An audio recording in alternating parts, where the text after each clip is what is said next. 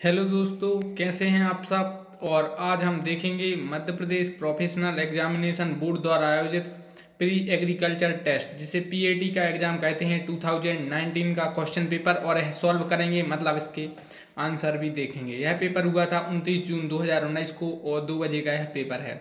उससे पहले आपको बता दूं, हम लोग देख रहे हैं पीसीएम वाला पीएटी का पेपर, मतलब फिजिक्स केमिस्ट्री और मैथ वाला। और हम जल्द ही बायोलॉजी वाले और भी पीएटी के पेपर देखेंगे। तो पीएटी इम्पोर्टेंट टेस्ट है, तो हम शुरू करते हैं। तो 2019 में फिजिक्स में पहला क्वेश्चन पूछा गया था कि the process which depends on gravity is, वह प्रक्रिया जो गुरुत्व पर निर्भर करती है क्या कहलाती है। चालन, विकिरण विकिरण और संवहन या संवहन, मतलब कंडक्शन, रेडिएशन एंड कन्वेक्शन और कन्वेक्शन। राइट आंसर है इसका हिंदी मीडियम वालों के लिए संवहन और इंग्लिश मीडियम वालों के लिए कन्वेक्शन। तो यह तो हो गया फर्स्ट क्वेश्चन। सबसे पहले हम फिजिक्स के क्वेश्चन देख रहे हैं। अगर आपने अभी तक चैनल को सब्सक्राइब नहीं किया है तो सब्सक्राइब कर दें। नेक्स्ट है, तारों की टिमटिमाहट के पीछे की घटना क्या है। यह क्वेश्चन सबसे रिपीटेबल है, पीएटी में कई बार पूछा जा चुका है। आईएमपी है, आप लोग इसको पॉइंट आउट कर लीजिए, काफ़ी इंपॉर्टेंट है। तो तारों की टिमटिमाहट के पीछे की घटना है scattering of light, dispersion, total internal reflection या एटमॉस्फेरिक रिफ्रैक्शन।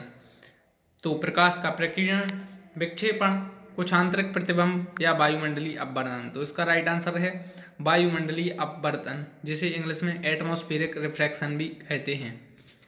नेक्स्ट पूछा गया था कि यह hollow metal sphere of radius 6 centimetre is a charge such that the potential on its surface is 12 volt. The potential of the centre of the sphere is. तो 6 centimetre त्रिज्या वाले एक खोखले धात्विक गोले को इस तरह से आवेशित किया जाता है कि इसकी सतह पर विभव 12 वोल्ट है।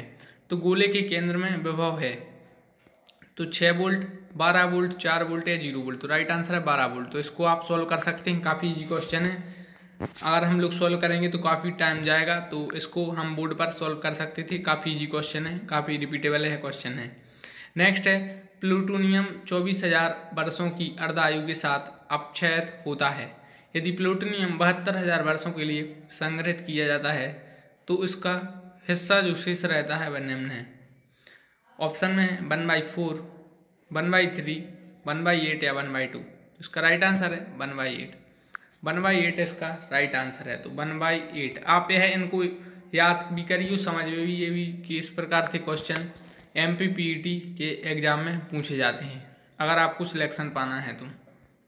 नेक्स्ट है, if a progressive wavelength of produces a standing wave after reflection the distance between the two nodes is equal to. तो λ/8, λ/4, λ/2 या लैम्डा। तो राइट आंसर है λ/2। अब देखेंगे नेक्स्ट क्वेश्चन पूछा गया था कि when the number of turns of a solenoid is doubled then its self inductance is. जब एक परिनालिका के घुमाव की संख्या दुगनी कर दी जाती है तो इसका स्वप्रेरण कैसा होगा। तो समान रहता है, दोगुना हो जाता है, 4 गुना तक कम हो जाता है या 4 गुना तक बढ़ जाता है। राइट आंसर है 4 गुना तक बढ़ जाता है, 4 गुना तक बढ़ जाता है, 4 टाइम्स बढ़ जाता है, 4 गुना तक। नेक्स्ट है, a telescope is formed from objective lens of focal length 60 centimetre and an eyepiece of focal length 6 centimeter. It is focused on a distant object in such a way that parallel rays are emerging out of the eyepiece. If the object subtends an angle of 3 degree at the objective, then the angular width of image will be। तो option में 30 degree, 36 degree, 10 degree या 24 degree. तो इसका right answer है 30 degree. 30 degree is right answer of this question. तो 30 degree is a right answer. Next है, a rigid body is said to be in a mechanical equilibrium if. एक दृढ़ निकाय का यांत्रिक संतुलन में होना क्या कहलाएगा यदि। तो इसका राइट आंसर है both net torque and net force is 0। तो कुल बलागुण और कुल बल दोनों शून्य होते हैं। तो यह बात पॉइंट आउट रखिए, कई बार है एमपीपीटी के एग्जाम में पूछा जा चुका है। एमपीपीटी प्री एग्रीकल्चर टेस्ट का यह एग्जाम है।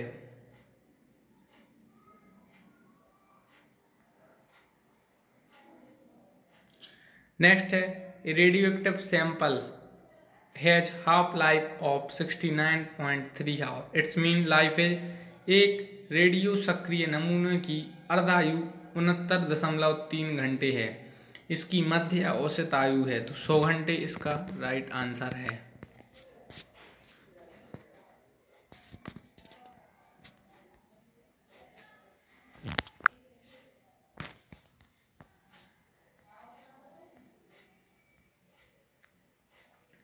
नेक्स्ट क्वेश्चन, यह क्वेश्चन है जो इस प्रकार के सबसे ज़्यादा क्वेश्चन पूछे जाते हैं कि the value of capacitive reactance X C, inductive reactance X L and ohmic resistance R in an AC circuit are 4 ohm, 9 ohm and 12 ohm respectively.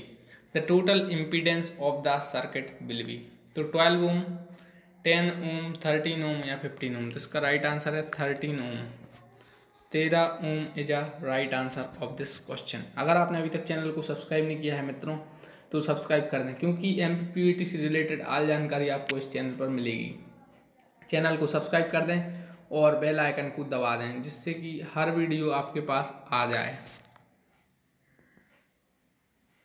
Next है the capacitance of a parallel plate capacitor does not depend upon, यह 12th MP board में था पहले, अब course change हो जाने पर पता नहीं है, काफ़ी रिपीटेबल क्वेश्चन है, 12th में भी आता है।